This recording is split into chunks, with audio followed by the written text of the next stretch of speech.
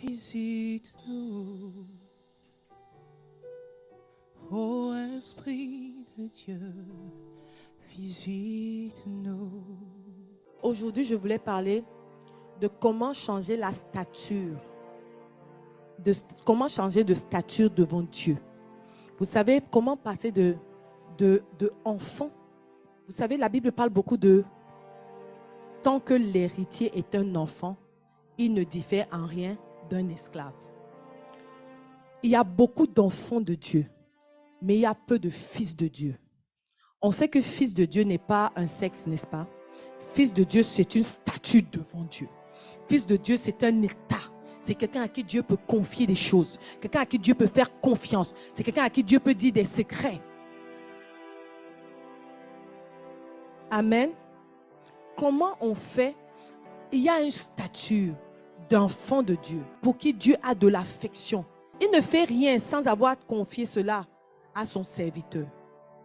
Il y a une stature là où pour que quelque chose t'arrive et que Dieu ne t'ait pas dit, c'est impossible. Qui veut être comme ça? Amen. Le Saint-Esprit va nous aider. Jean 17, verset 3. Mais ça, c'est pour mettre la base de ce que je vais t'enseigner. Parce que si je ne te dis pas pourquoi je t'enseigne ça, tu vas te dire que c'est optionnel. Ce que je te dis n'est pas optionnel. Optionnel veut dire que c'est une option, que tu peux ne pas le faire et avoir quand même les mêmes résultats. Beaucoup d'enfants de Dieu pensent ça. Ils ne veulent pas vivre la vie de Paul, mais ils veulent être grands comme Paul. Ils ne veulent pas vivre la vie de Pierre, mais ils ne veulent pas vivre les souffrances que Pierre a vécues. Mais ils veulent quand même impacter sa génération comme Pierre. C'est que tu crois que l'affaire de Dieu, là, c'est la sorcellerie. Il y a des principes, il y a des promesses. Si tu appliques les principes, tu auras les... Amen. Et je vais te dire pourquoi tu n'as pas le choix de faire ça. Pourquoi ce que je vais t'enseigner n'est pas une option. Jean 17, verset 3. Jean chapitre 17, verset 3. Or, la vie éternelle, c'est qu'ils te connaissent, toi, le seul vrai Dieu, et celui que tu as envoyé, Jésus-Christ. Amen. On dit que quand nous sommes des enfants de Dieu, Dieu nous donne la vie éternelle. Les gens pensent que, puisque nous avons le salut, nous avons la vie éternelle, puis nous sommes sauvés un jour, nous sommes sauvés toujours. Mais ce passage te montre que ce n'est pas vrai. On te dit que la vie éternelle, que tu dis que tu as pour toujours là, c'est de chercher à connaître Dieu. Parce que la vie éternelle n'est pas au ciel. Elle commence dès que tu as donné ta vie à Jésus. Parce que la Bible dit que nous ne connaîtrons pas la mort. C'est une façon de dire que quoi? Même quand notre corps va mourir, nous résisterons avec Christ. Amen. La vie éternelle, c'est de connaître Dieu. J'aime beaucoup le verset suivant. C'est le Deutéronome 29, 29. Deutéronome chapitre 29, le verset 29. Les choses cachées sont à l'Éternel, notre Dieu. Les choses révélées sont à nous et à nos enfants à perpétuité. Arrête-toi ici. Les choses cachées sont à l'Éternel, notre Dieu. Les choses révélées sont à nous et à nos enfants à perpétuité. Ça veut dire que nous sommes quoi? Des personnes à qui Dieu passe son temps à révéler des choses. Est-ce qu'on se comprend? Les choses cachées sont à Dieu. Donc, la spécialité de Dieu, c'est de cacher les choses. La spécialité de Dieu, c'est que, normalement, que le monde spirituel ne soit pas vu par l'homme. D'accord? De façon directe comme ça. La spécialité de Dieu, c'est d'écrire la Bible, mais de mettre plusieurs couches de révélation dans un même verset biblique. Amen. La vie chrétienne est vraiment passionnante.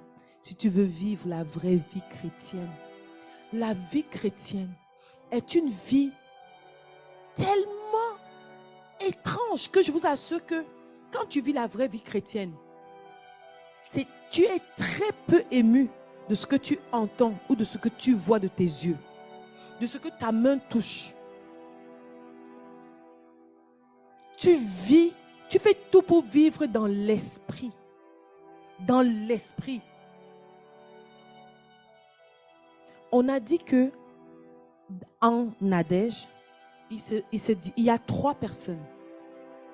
Mon corps, mon âme, mon esprit.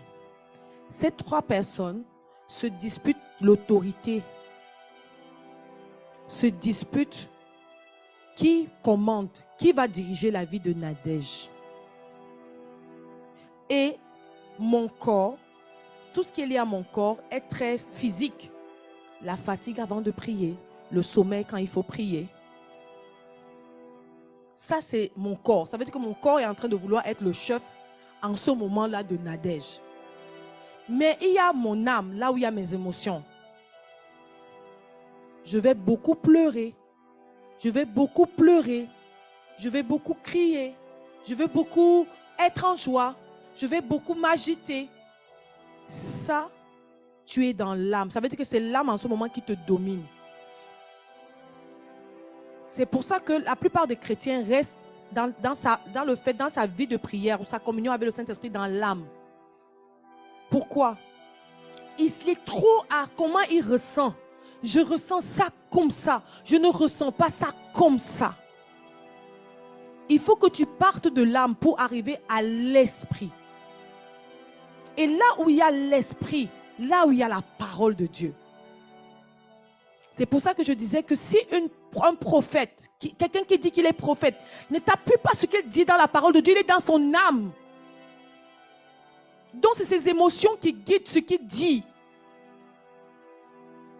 Comment tu sais qu'un prophète, quelqu'un qui a un don de prophétie est dans l'esprit? C'est à cause de la parole de Dieu. Je ne sais pas, quelqu'un a partagé dans notre matinale l'importance de la parole de Dieu. Et ça montrait que la parole de Dieu ne peut pas être, en fait, elle est dans ton esprit. Et tu vas voir que tout ce que l'esprit va vouloir que tu fasses ou que tu dises, s'appuie toujours sur la parole de Dieu. Les choses révélées là, qui révèle les choses? C'est l'esprit de Dieu, n'est-ce pas? Donc tu dois être dans l'esprit pour recevoir. Amen. Et je dis rapidement une parenthèse, je vais fermer cette parenthèse. Comment donc faire pour que mon esprit soit plus fort parmi les 3? À chaque obéissance à Dieu coule une onction pour fortifier ton esprit. Quand Dieu te dit, va étudier les Écritures et que tu le fais, va prier et que tu le fais, ce n'est pas seulement tout. Quand Dieu te dit, demande pardon à ton mari et que tu le fais. Quand Dieu te dit, ne crie pas sur les enfants et que tu changes. Quand Dieu te dit, chaque petite chose que tu fais pour honorer Dieu, pour lui obéir, fortifie l'esprit. C'est pour ça que tu vas voir des situations où une personne prie, mais l'autre peut très rapidement entrer dans l'esprit. On ne parle pas du parler en langue. Oh, pardon. Je vous connais. Oh. Entrer dans l'esprit, ce n'est pas parler en langue. Le parler en langue est une des langues de l'esprit. D'accord? Entrer dans l'esprit, c'est comme le parvis, le lieu saint et le saint des saints. Entrer dans l'esprit, c'est être dans le saint des saints. Je referme cette parenthèse. On s'est compris? Maintenant, les choses révélées sont à nous et à nos enfants. Pourquoi on te parle des choses révélées, Raïssa? Parce qu'on veut que tu cherches Dieu. Dieu se cherche. Si tu ne cherches pas Dieu, tu ne vas pas trouver. Il y a un Dieu que tout le monde voit. Il y a un Dieu que les fils de Dieu connaissent. C'est pour ça qu'on dit que celui qui connaîtra son Dieu fera des exploits. C'est celui qui connaît son Dieu. Il faut connaître Dieu. C'est important, j'insiste, parce que Dieu insiste. La vie éternelle, c'est de connaître Dieu. Et dans Romains 1, vers la fin de Romains 1, on dit que la colère de Dieu s'abattra sur eux parce qu'ils auront refusé de connaître Dieu. Je ne te mens pas. La colère ne va pas seulement s'abattre sur ceux qui auront refusé d'accepter Jésus. Il y aura ceux qui acceptent Jésus mais qui refusent de chercher à connaître Dieu. La Bible dit que la colère de Dieu s'abat aussi sur eux. Ce n'est pas moi qui dis. Je te dis, ce n'est pas moi qui dis. Je peux te donner la référence, si tu veux. C'est Romains 1, verset 28. Donc on ne la lit pas, mais tu la gardes en référence. Romains 1, verset 28. Maintenant, il faut que tu changes de stature parce que la vie, ce n'est pas facile. Les chrétiens simples là, Satan joue avec eux. Oh. Vous êtes des marionnettes entre les mains de Satan. Je ne vous mens pas. De quoi je parle? C'est des bébés, c'est des chrétiens qui restent bébés, qui ne deviennent pas des fils. Donc la Bible dit qu'ils ne sont pas différents des esclaves. Ça veut dire que ta vie n'est pas différente d'un païen. Ce que tu subis de Satan, c'est comme si c'est un païen qui le subissait. Amen. Parce que tu es un enfant, il faut que tu changes en stature, en sagesse et en grâce. Comment on fait ça? Étape 1, c'est 3 étapes. 3 étapes pour changer de stature devant Dieu. 3 étapes pour changer de stature devant Dieu. Là, c'était l'introduction. Étape 1, on ne va pas être long aujourd'hui. Étape 1, Saint-Esprit, aide-moi à résumer ça de la bonne façon. L'étape 1, quand tu donnes ta vie à Jésus, il y a des activités que si tu ne fais pas, ça ne marchera pas. On appelle ça des activités de base pour aimer Dieu et là, ma soeur, on ne parle même pas, mon frère, on ne parle pas de devenir, je ne sais pas quel Paul, non. On ne parle pas de devenir Jacques, non. Je parle des gens de la Bible. Donc, on parle quand je parle de Paul, de Pierre, de Jacques et de Jean, je parle toujours de ceux qui ont déjà fait leur preuve, ou bien. D'accord? On ne parle pas de ça. On parle de qui? Pour que ton nom soit écrit dans le livre de vie et que il continue à rester là-dedans. On est à la base là. Tu dois prier et méditer. Ne te mens pas. Si tu fais des semaines sans ouvrir ta Bible pour l'étudier, tu es un enfant de Dieu qui est dans le coma depuis longtemps. Tu es dans le coma spirituel depuis longtemps. Mais ne t'inquiète pas. Si tu entends ce message ce matin, Jésus veut te sortir de ce coma. Amen. Ce n'est pas normal. La Bible dit que Jésus dit dans Jean 1 qu'il est la parole. Il est la parole faite chair. Cette parole n'est plus là. Mais nous l'avons. Amen. La Bible nous dit dans Éphésiens que Dieu nous lave par l'eau de la parole. Où est ta vie de méditation? Tu dois étudier la Bible. Tu ne peux pas dire que tu as trop d'enfants. Moi-même, j'ai trop d'enfants. Tu ne peux pas dire que c'est le travail. Ceux qui travaillent avec moi peuvent vous dire c'est quoi authentique. Je n'ai jamais vu une compagnie qui donne le tourbillon comme authentique.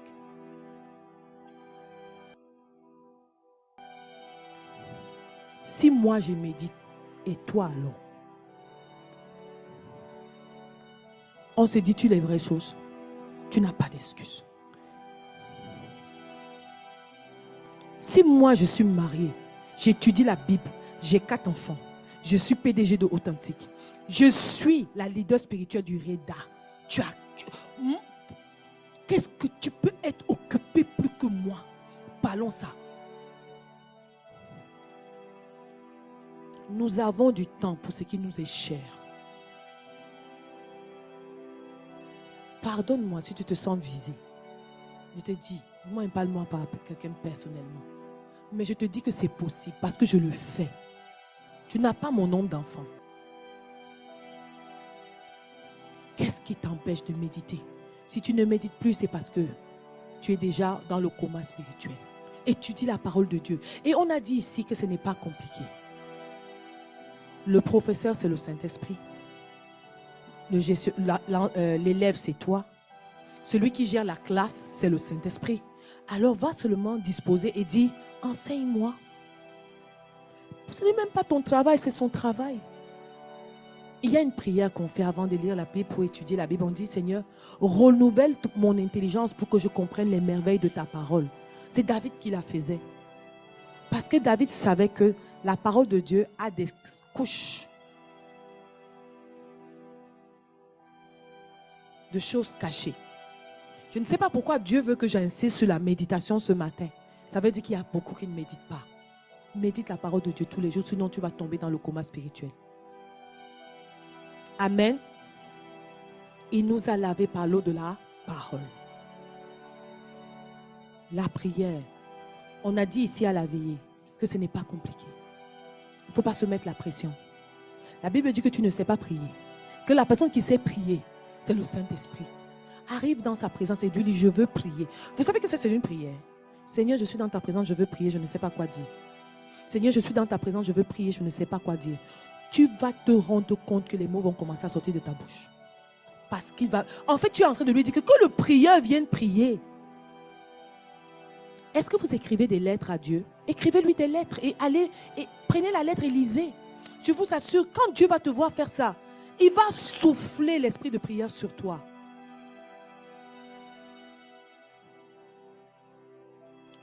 Si ça, tu as fait même 5 minutes, ce n'est pas mauvais.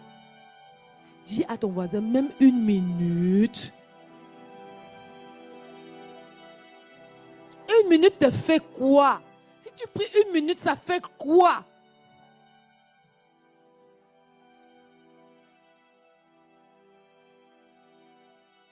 Moi, je prie beaucoup les 1 minute. C'est comme ça que j'ai commencé à aimer la prière. 1, 2, 3, je voulais aller prier. J'ai dit 1 minute. Ça c'est quoi? 1 minute. Après 1 minute, je n'ai plus rien à dire. Mais ce que ça faisait, c'est que à un moment donné, j'avais hâte quand j'aurais plus de minutes en fait. Et je me disais, j'espère que je pourrai avoir 15 minutes pour prier en journée. Et puis maintenant, j'ai commencé à faire 15 minutes de prière. Je chéris mes moments de prière avec le Saint-Esprit, je ne vous mens pas. Des moments, moi je me lève à 4 heures pour prier avant la matinale de prière. Quand je me lève la nuit pour prier, je me lève, je vais au sous-sol, je prends une grosse couverture, j'éteins la lumière, je mets la grosse couverture sur moi, je suis dans la couverture, dans le noir, et je dis, Jésus, je ne te mens pas où je suis là. Je veux seulement passer un bon moment avec toi. Dis-moi, tu veux que je parle de quoi? Parfois, j'entends, adore-moi. Et j'adore Dieu. Parfois, je vous assure, et à un moment donné, Dieu te dit, prie pour telle de tes filles. Elle a ce problème. Je dis, la matinale de prière, c'est souvent 5h30. Vous êtes nombreux ici à la faire, je suis même étonnée. Levez-vous 15 minutes avant, dites-vous que je vais prier 15 minutes avant la matinale de prière. Vous allez voir que la matinale de prière va commencer, vous ne serez pas connectés. Dieu va vous emporter. Il veut être avec toi. Prie un peu pardon. Parce que tous les problèmes que tu as là, c'est parce que tu ne pries pas. Il n'y a pas une vie de prière, une vie de prière. C'est dans la vie de prière que Dieu se révèle. Il te dit les choses cachées. Il te dit quoi faire. D'accord? Je m'arrête ici. Première étape. Est-ce que vous voyez que c'est la base? Pardon. Si tu ne fais pas ça régulièrement, tu es déjà dans le coma spirituel. Et aujourd'hui, tu peux décider devant Dieu de dire, je change. Ne fais pas un jour sans prier, je t'en prie. Mets les alarmes, 10 alarmes, mettons. Au pire, tu vas aller prier 1 minute. Amen. Je te dis, fais ça, c'est pour ton âme. Tu n'es pas pour Dieu que tu fais ça, c'est pour toi. Tu ne connais pas comment Satan se fait un plaisir d'humilier ceux qui parlent de Dieu sans vivre la vie de Dieu. Non, c'est-à-dire qu'ils se concentrent pour qu'ils aient les problèmes. Vous n'avez pas vu que certains enfants de Dieu ont des problèmes que les païens n'ont pas? Pourquoi? C'est parce qu'ils confessent, comme ils confessent Jésus, ils disent qu'ils sont chrétiens. Satan dit que, wow, ça c'est une occasion. Satan guette leur vie comme ça. Il voit qu'il n'y a pas de forteresse. Ils ne sont pas cachés en Christ parce qu'ils ne vivent pas la vie de Dieu. Satan dit que voilà ce que je vais faire. Je vais prouver au monde que la fête de Jésus là, c'est le mensonge. Que les histoires qu'on dit que Jésus garde là, Jésus donne la paix là, c'est faux. Je vais amener le problème dans la vie du gars-ci. Vous êtes, si nous, je vais dire m'inclure dedans. Si je ne cherche pas Dieu de tout mon cœur, je suis la proie par excellence de Satan. Quand il veut d'abord commencer à mettre les problèmes dans la vie de quelqu'un, il commence par les chrétiens tièdes. Amen. Amen. Amen. Rappelez-vous l'histoire, merci Saint-Esprit, du vieux prophète et du jeune prophète. Qui connaît cette histoire? C'est une histoire pathétique qui fait mal. Hein? L'histoire du vieux prophète et du jeune prophète. Il y avait un prophète en Israël qui était réputé être prophète, par qui Dieu parlait, qui avait refroidi.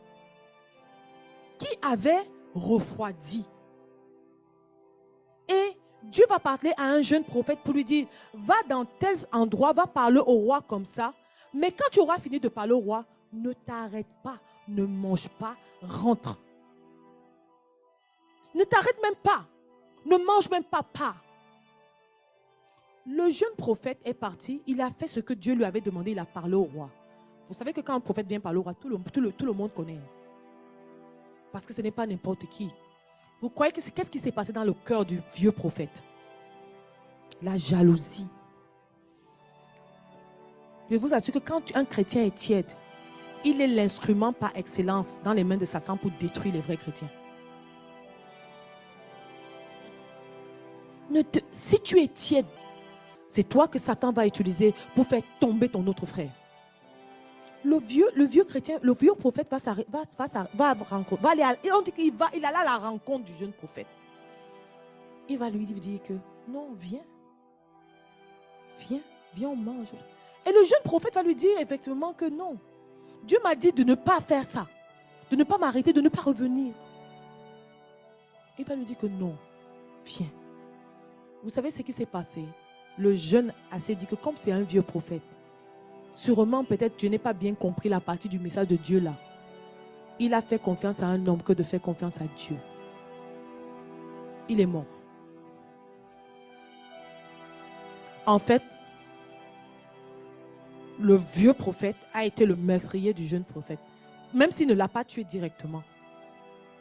Est-ce que tu te rends compte?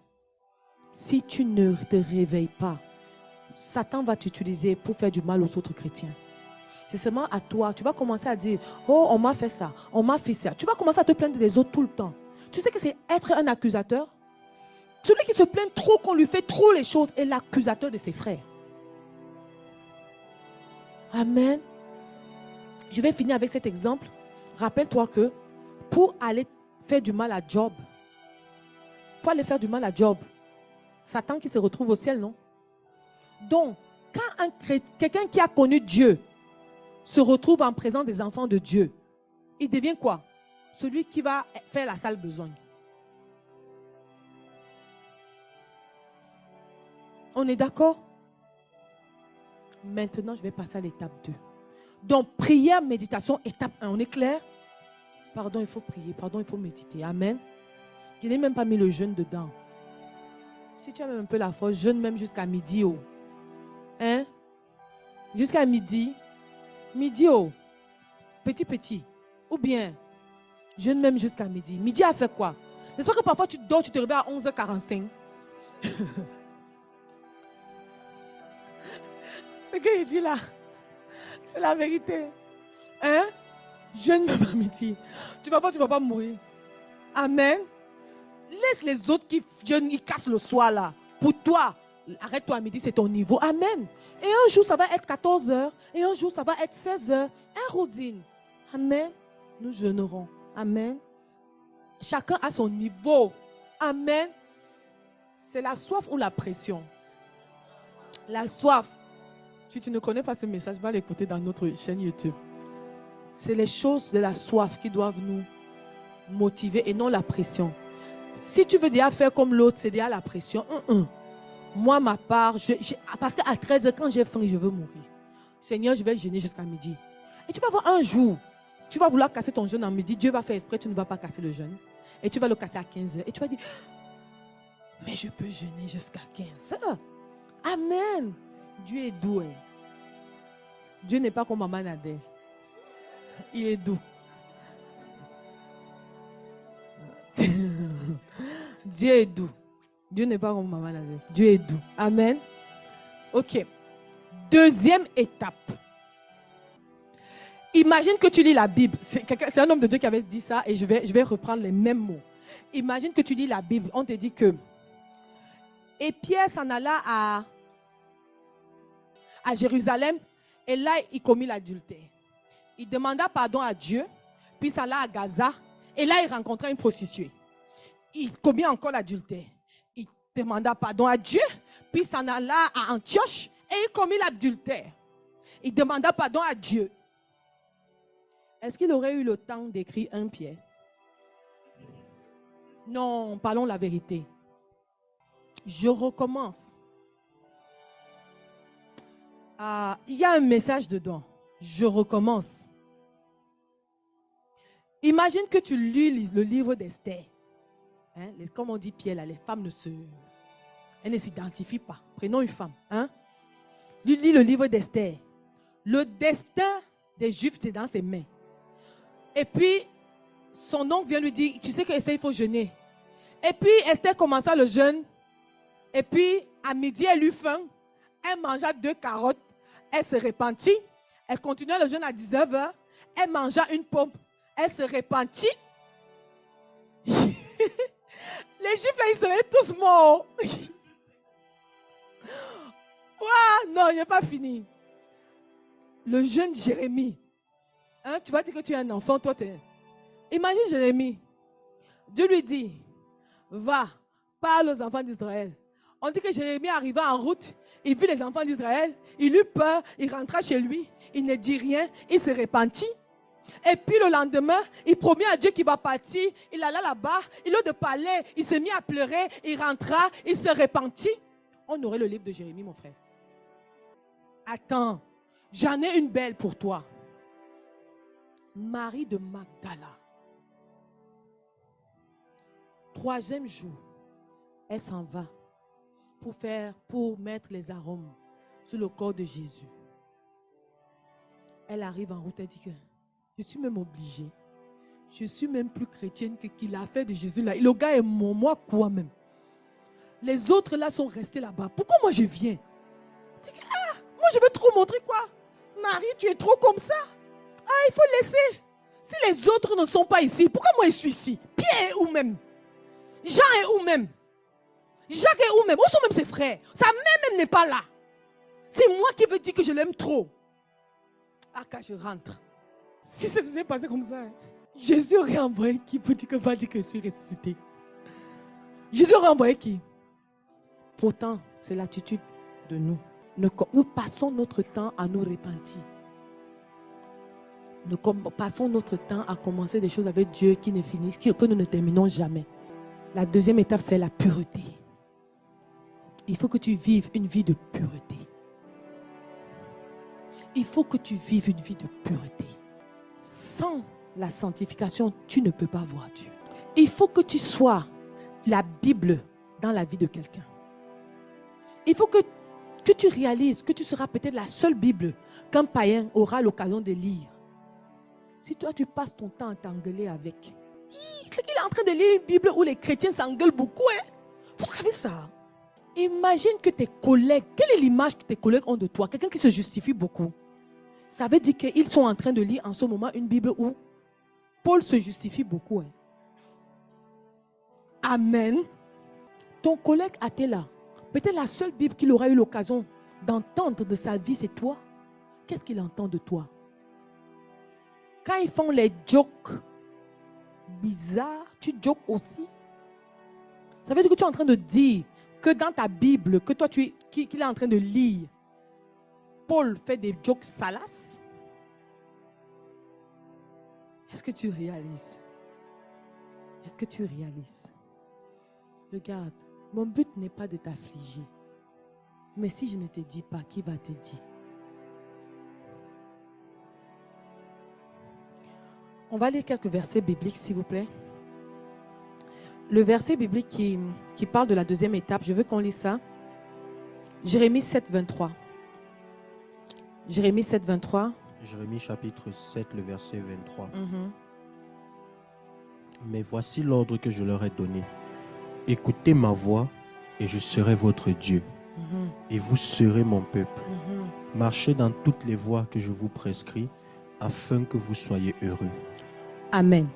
Marchez dans toutes les voies que je vous prescris. On est au-delà de la prière et de la méditation. On est au-delà de faire ce que Dieu te demande de faire. Exemple, marche dans les voies que Dieu te prescrit. Tu as compris? Marche dans les voies. Il dit, relis ça doucement. Mais voici l'ordre que je leur ai donné. C'est Dieu qui donne l'ordre à ses enfants. Lis.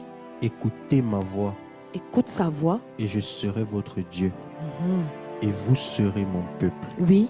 Marchez dans toutes les voies que je vous prescris, afin que vous soyez heureux. Sinon, tu ne seras pas heureuse. Amen. Marche dans les voies que Dieu te prescrit. Et les voies que Dieu te prescrit, c'est de faire de sa parole ta vie.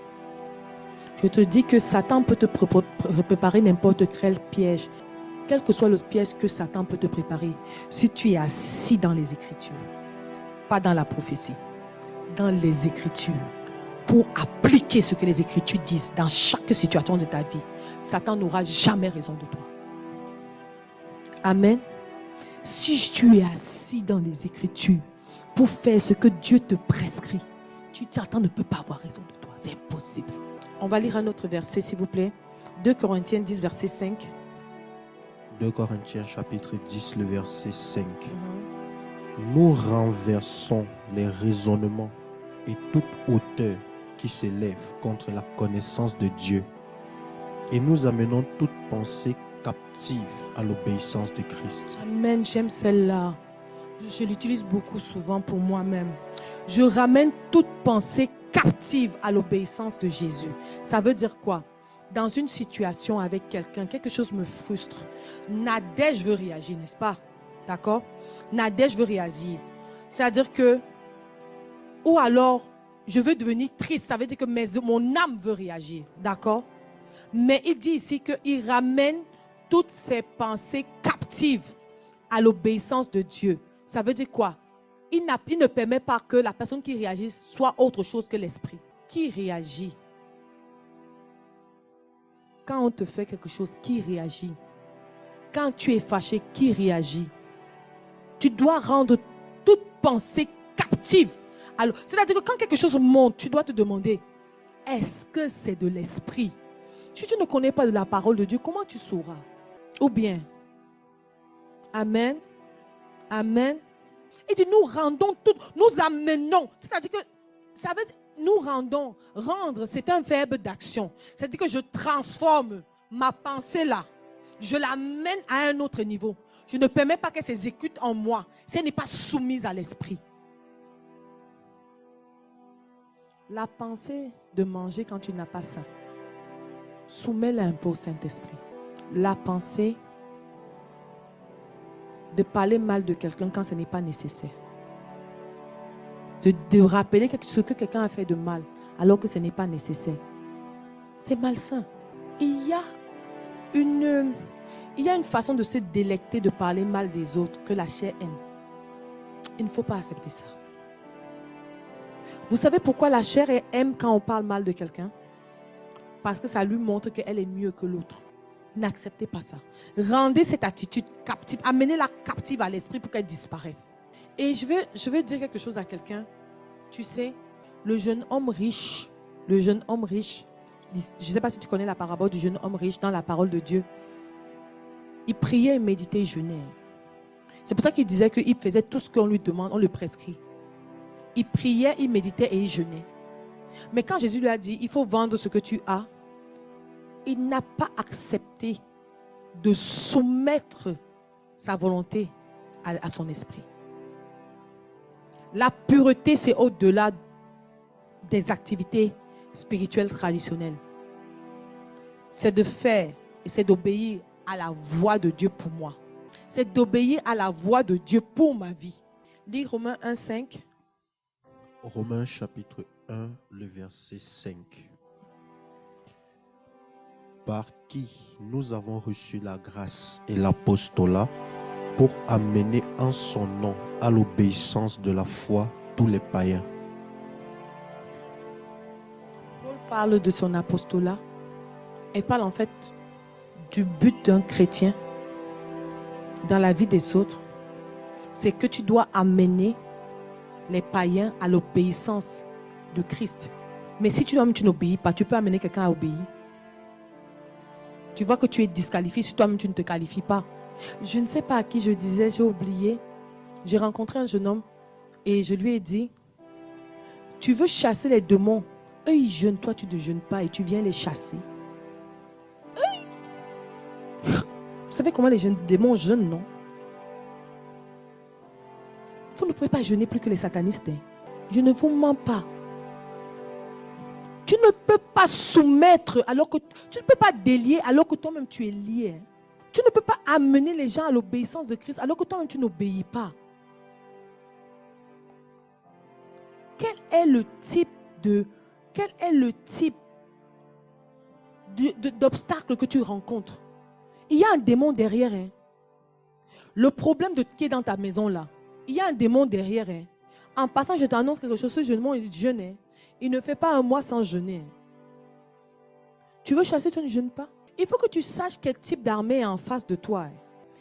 Le type d'armée qui est en face de toi, c'est une armée très entraînée. Les gens qui viennent mettre les problèmes dans ta maison là, qui viennent déranger tes enfants là, qui viennent troubler leur sommeil là, qui viennent perturber leur habitude là, leur comportement là, c'est des démons très entraînés. Tu sais le nombre d'incantations qu'ils font tous les jours? Toi, tu ne lis même pas la Bible. Tu ne lis même pas un verset par jour. Vous savez qu'ils ont la Bible, non? Ma famille, disons-nous la vérité. Hein. L'histoire que Jésus me garde, Jésus me garde, Jésus me garde, tu ne fais rien là, c'est faux. Hein. Il n'y a pas l'histoire cadeau de Jésus là, c'est faux. Hein. Jésus ne donne rien cadeau. Hein. Même le salut, il faut que tu l'acceptes. Hein. Même le salut, tu veux que tu l'acceptes. Hein. J'ai eu la grâce d'avoir connu Jésus tôt. Et quand j'ai été baptisé à l'âge de 11 ans,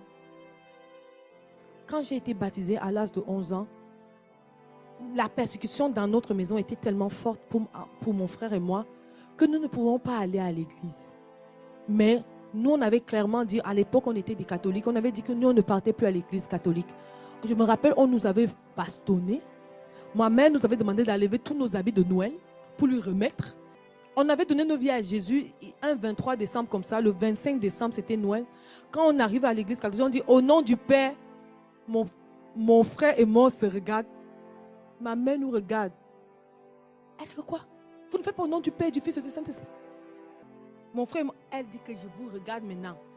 La prochaine fois qu'on va dire au nom du Père, si vous ne faites pas. On a recommencé au nom du Père et du Fils. Mon frère et moi, on se regarde. On ne fait pas. Elle dit que, oh, la messe n'a qu'à finir. On rentre. On nous a fouettés en 25 décembre. Elle a dit, venez me remettre mes jouets, mes habits. Il faut que ceux qui vous ont dit de ne pas faire ça là, qu'ils aillent vous nourrir. Nous voilà un jour de Noël. Mon frère et moi, on se regarde. On a faim. Nos sœurs étaient obligées de faire semblant de beaucoup se servir pour venir nous donner. Elle est venue nous donner la nourriture le soir. Mais on a passé un sale quart d'heure. À cause de ça, on ne pouvait pas aller dans une assemblée. On était trop jeunes. Et puis, pour aller dans une assemblée, ça prend... Vous comprenez? Donc moi, j'avais juste mon Nouveau Testament. J'ai connu le Dieu, ma base biblique. C'est pour ça que j'ai cette relation avec le Saint-Esprit. La première partie de Dieu qui m'est apparue, c'est le Saint-Esprit. Dans ma chambre, j'avais 11 ans. Dieu m'enseignait, je lisais mon Ancien Testament, Dieu parlait à mon oreille. Ça veut dire ça, ça veut dire ça, ça veut dire... S'il vous plaît, Dieu ne donne rien cadeau. Ce n'est pas vrai. On t'a dit ça pour que tu ne sois jamais à la stature à laquelle Dieu t'appelle. Pour que tu restes toujours un enfant et que les choses de la vie, tu subisses. Ce n'est pas vrai que si j'ouvre seulement ma bouche, je dis, je serai riche. Je serai riche. C'est faux. Il n'y a que Satan qui fait ça. Que quelqu'un ouvre la bouche pour dire qu'il sera riche, il est riche. C'est le diable qui fait ça. Regardez la Bible de Genèse à Apocalypse. Ça n'existe nulle part. La Bible dit que celui qui ne travaille pas ne mange pas. Pour donner la richesse à Salomon, Dieu lui a fait quoi? Il lui a donné la sagesse. La sagesse d'appliquer une connaissance. Et encore, parlons même de la richesse. Saint-Esprit, merci de me rappeler ça. Tu sais que Salomon est le fils de David. On savait que David c'était un homme selon le cœur de Dieu. David a enseigné Dieu à Salomon. Amen. Mais il y avait un aspect de Dieu que David ne connaissait pas de Dieu et que Salomon ne savait pas. Jusqu'à ce qu'il décide d'offrir 1000 bœufs à Dieu. Là, Dieu va lui apparaître là la nuit dans une vision. David n'avait jamais fait ça. C'est le cœur de Salomon qui a dit que mince, comment je peux être reconnaissant à ce Dieu qui m'a mis roi à la place de mon père même.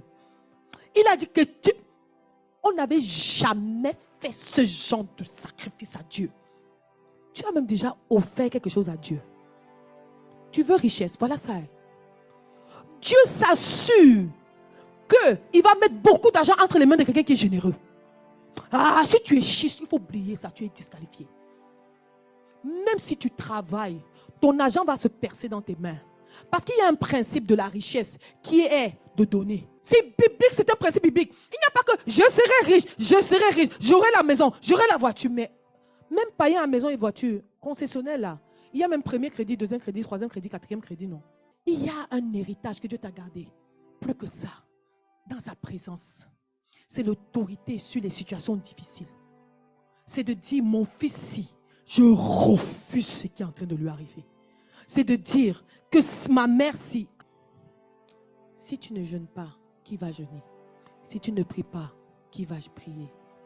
Vous comprenez qu'il y a des responsabilités, que ton inactivité spirituelle va apporter des conséquences.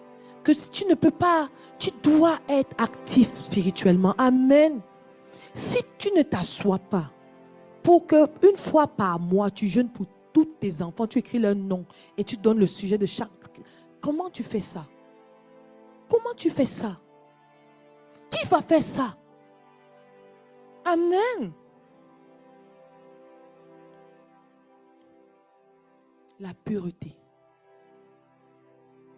Rappelle-toi, la Bible, l'enseignant par excellence que tes enfants ont, si vous êtes un couple marié, c'est vos vies à deux. C'est leur Bible. Tu as beau leur parler de Dieu, les enfants vous observent. Amen. Tu as beau parler que, oh, tu ne pries même pas dans la maison si. Maman, c'est combien de fois que je suis venue toquer dans ta chambre, tu m'as dit, je priais, désolé. Ton enfant t'a déjà vu prier combien de fois? Seulement le dimanche quand on partait à l'église. On se comprend. Tes enfants, tu es la Bible que tes enfants sont en train de lire. Tu es la Bible que tes enfants sont en train de lire. Tu es en train de graver la parole de Dieu dans leur cœur avec ta façon de vivre. Amen.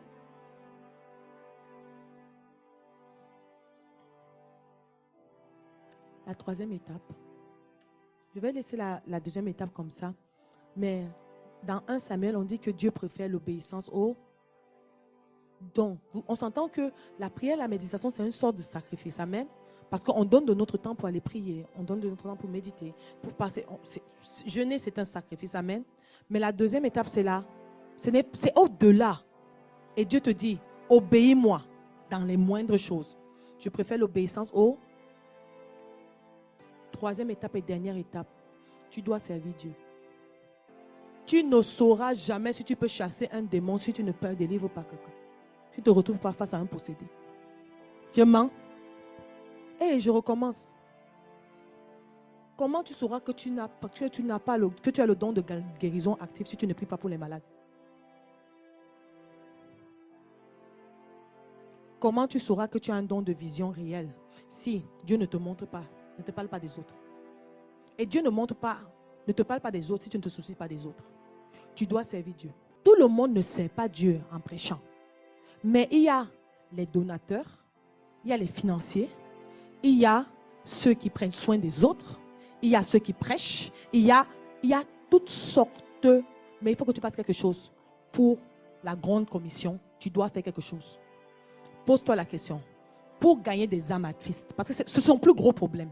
Jésus a un grand problème et il veut que tu mettes ta main dedans. Il y a une statue devant Dieu que tu n'atteindras jamais si tu ne prends pas à cœur sa mission. Si tu ne prends pas à cœur sa mission, il y a des dons qu'il ne te donnera jamais. Dieu ne va jamais donner la puissance à quelqu'un qui dort chez lui. Qui prie seulement lui et ses enfants et son mari. Dormons, marchons, allons à l'église le dimanche, asseyons-nous. Au revoir mes frères, au revoir mes soeurs, on vous aime bien, on s'en va. Non. Dieu donne un type de puissance, une autorité, une domination à quelqu'un qui va dire, j'irai, je me placerai en ton nom pour ta gloire. Même si c'est devant une personne. Qu'est-ce que tu fais quand tu viens dans l'assemblée des saints? Il y a un statut que Dieu ne te donnera jamais. Il y a un statut devant lui, il y a une importance. Dieu nous aime tous, mais nous n'avons pas tous la même importance. Je suis désolée, c'est la vérité. Il y a des passages dans la parole de Dieu où Dieu dit que quand tu vas faire telle chose et que tu vas prier, il va te dire, me voici. Il ne dit pas ça pour tout le monde. Ce n'est pas tout le monde que Dieu Réponds instantanément quand il appelle. Pourquoi? Je vais te dire quelque chose que on t'a peut-être très peu dit. Je dis souvent ça ici, mais je le redis. Dieu, c'est l'investisseur le plus futeux du monde, de l'univers. Là où il voit que quelqu'un se soucie de ses âmes, il envoie une garde particulière d'anges pour garder cette personne. Samedi matin, après la veillée, j'étais avec Fulbert. Je parle avec Fulbert dans la voiture. Il m'a déposé chez nous, c'était la nuit de prière. On est tous fatigués. Mais il me pose des questions. N'oublie pas, c'est l'intérêt de Dieu. Donc s'il te pose des questions, tu dois il faut répondre. Les gens qui croient que s'ils me posent des questions, ils ne peuvent pas répondre là. Je vais dire que je suis fatigué là. C'est parce que vous ne savez pas à quel point je veux plaire à Dieu. Si tu me dis que tu as un problème, je n'ai pas le choix de me lever. Parce que j'aime d'abord Jésus. Je n'ai pas dit que la façon dont je vais faire ça, ça va être parfait. Mais je vais faire comme je peux, à mon niveau. Je veux que quand je vais voir Dieu, qu'il me dise que Nadège, comment? Je vais lui dire que papa, j'ai essayé, tu as vu. Amen.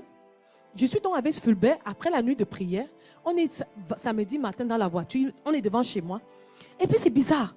Je vois un ange posté à ma gauche comme ça. J'ai dit, dans mon cœur, je me suis dit, peut-être je suis encore dans le mindset de l'autre. Ça, je reste tranquille, je continue à parler à vous. Mais il est vraiment là, il est vraiment posté là. À un moment, j'ai dit, mince. J'ai dit, mais pourquoi j'ai dit à Fulbert, mais pourquoi je vois un ange ici maintenant? On sort de la nuit de prière. J'étais un peu inquiète. Je me suis dit, pourquoi je le vois? Est-ce que vous comprenez? Donc, quand j'ai laissé Fulbert, il fallait que je sache pourquoi l'ange est devant chez moi. Donc, je suis partie et j'ai dit, Seigneur, pourquoi l'ange est devant chez moi? Il y a quoi? Dieu me dit, attention, tu ne peux plus te permettre, après ce qui s'est passé, de rentrer et de dormir sans prier. Il faut que tu saches que ce qui s'est passé, le monde des ténèbres n'est pas content. Et que les représailles du monde des ténèbres sont tout de suite. Ce n'est pas demain. J'ai été fait accompagner depuis la salle par cet ange jusqu'à ce que tu arrives chez toi. Je veux que tu pries avant de dormir. Je ne vous mens pas que c'est comme un réveil, comme ok, parfait. Oh, waouh, c'est bon, Seigneur, j'ai compris. J'ai prié, j'ai dit, Seigneur, je te fais, de qui aurais-je peur? Celui qui est en moi est plus grand que celui qui est dans le monde. Une des maladies que les gens ont le plus, qui les empêche de vivre la vie de Dieu, c'est l'amertume dans leur cœur. Vous avez vu ce qui s'est passé vendredi? Le nombre de guérisons de cœur. Parce que quand il n'y a plus d'amertume, ma soeur, qu'est-ce qui va t'empêcher d'entendre la voix de Dieu? Rien. Mais les rejetons d'amertume, c'est fini. Tu ne peux plus entendre Dieu. Tout ce que tu vas faire, tu as mis un étau entre la parole de Dieu et ton cœur. Amen. Tu dois servir Dieu. Dis à ton voisin, tu dois servir Dieu. Amen. Les 3 étapes. Est-ce qu'en cela, tu sais quoi faire?